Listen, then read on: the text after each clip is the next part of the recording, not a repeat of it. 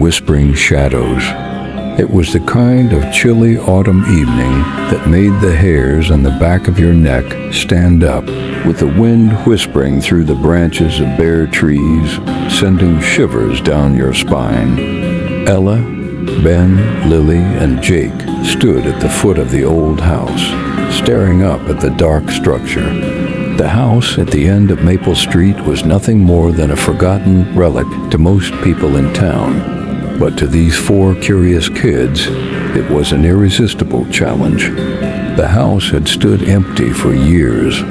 The windows were broken, the door hanging crookedly from one hinge, and vines crept up the sides like fingers trying to hold the place together. The town's elders spoke of the house only in hushed tones. They said it was haunted, that strange things happened inside, that people who went in never came out the same. There were stories of whispers in the walls and shadows moving on their own, but none of it had ever been proven. It was all just a matter of spooky rumors. Until tonight. Do you really think we'll see a ghost? Lily whispered, her voice tinged with excitement, but also a touch of fear. Ellie grinned and nudged her friend. Of course not. It's just an old house. Maybe it's creepy, but there's no such thing as ghosts. But even as she said the words, she couldn't help but feel a strange sensation creeping over her. It was as if the house itself was watching them, waiting for them to step closer. Ben, always the most cautious of the group, hesitated. I don't know. It feels wrong, like we shouldn't be here. Oh, come on, Ben, Jake teased. Are you scared? It's just a house. There's nothing to be afraid of. But as they walked closer, the air grew colder, and the wind howled like some kind of warning. Ella took the lead, her flashlight beam cutting through the darkness as they reached the dilapidated front porch. The steps creaked under their weight, as if protesting their intrusion. Ella pushed the front door open. It groaned in protest, but eventually gave way. The house smelled of mildew, dust, and something else, something faint but unsettling, like old, forgotten memories. As their footsteps echoed through the dark hallway, the floorboards beneath their feet creaked, and the air felt thick, almost as if the house were alive, breathing with them. This place gives me the creeps, Ben muttered, his voice low as he trailed behind. You're just being dramatic, Ella said, her voice full of confidence. Look, it's just an abandoned house. Nothing to worry about. They moved deeper into the house, and the walls seemed to close in on them. The faint beams of their flashlights illuminated old furniture, draped with dust-covered sheets. Broken picture frames hung crookedly on the walls, and cobwebs stretched from corner to corner. The atmosphere felt heavy, as if something or someone had been waiting for them to arrive. Suddenly, a gust of wind rattled the windows, sending a cold shiver through the group.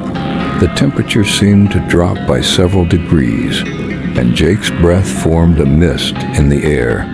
He shivered. It's freezing in here. I don't like this, Lily said, her voice trembling. Let's go, now. But before Ella could respond, a faint sound filled the air like a whisper, so soft that they almost thought they imagined it. Did you hear that? Jake asked, his face going pale. Lily nodded. I heard it too. Probably just the wind, Ella said, brushing it off. But even she felt the hairs on the back of her neck stand up. Something was wrong. They continued to explore, their flashlights flickering with each step they took. In one of the back rooms, the group found an old, dusty mirror hanging on the wall. It was cracked, and the glass reflected only distorted, warped images of themselves. This is freaky, Ben said, backing away. Let's go. But as he turned to leave, another whisper, clearer this time, seemed to come from the wall itself. "Leave now." Everyone froze. "Did you hear that?" Lily's voice was barely above a whisper. Her eyes were wide with fear. Ella stepped forward, her heart pounding in her chest. "It's just probably the house settling." But as she said that, something happened that made them all stop dead in their tracks. The air grew thick, and they all felt a sudden, overwhelming cold. A low, unnatural hum filled the air, coming from somewhere deep within the house. Without warning, the door to the room slammed shut behind them, making them all jump. The walls seemed to groan in response, the floor creaking under their feet, as if the house were alive and angry at their intrusion. "Let's get out of here," Ben screamed, his face pale. The group turned to leave, but as they approached the door, it wouldn't open. Ella yanked at the handle with all her strength, but the door was stuck fast. They were trapped inside. Panic began to set in as the house seemed to come alive around them. The shadows in the corners of the room twisted and flickered like they were moving on their own. The whispers grew louder, now seeming to surround them. "Leave, leave, leave," the voices whispered, growing more insistent, almost frantic. "Run," Ella shouted. They sprinted down the hallway, but it was no use. Every door they tried led them back to the same room, the same hallway, as if the house was shifting, changing its layout to keep them inside. The floor beneath them seemed to stretch on forever, the walls narrowing, closing in. In the distance, they heard footsteps, slow, deliberate, and coming closer. The figure emerged from the shadows, a tall, slender figure draped in darkness. It had long arms, and its face was obscured by the shadows, its eyes glowing faintly with an unnatural light. The figure moved toward them with an eerie, jerky motion, as though it were gliding rather than walking. Who are you?" Lily screamed, her voice shaking. The figure didn't answer. It simply reached out, its long, bony fingers stretching toward them. Ben backed away, his eyes wide with terror, but the figure was faster.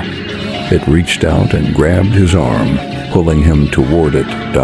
"Let him go," Jake shouted, grabbing for Ben, but the figure's grip was like iron.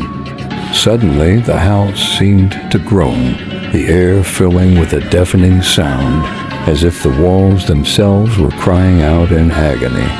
And then, just as quickly as it had appeared, the figure vanished, leaving only a cold draft behind. In a daze, the group ran, now desperate to escape.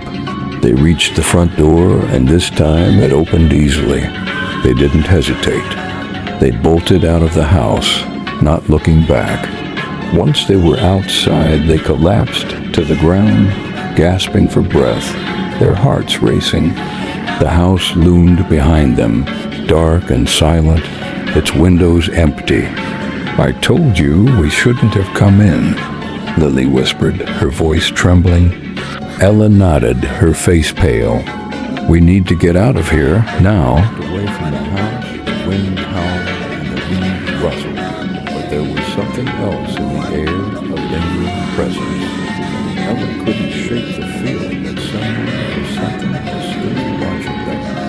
And just as they reached the edge of the street, she looked back. In one of the upper windows, a pale face appeared, its eyes hollow and cold, staring down at them.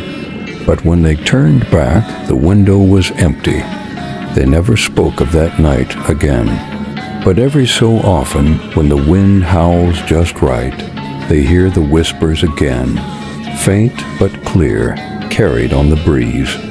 And every time they pass the old house, they wonder if it's still waiting for its next visitors.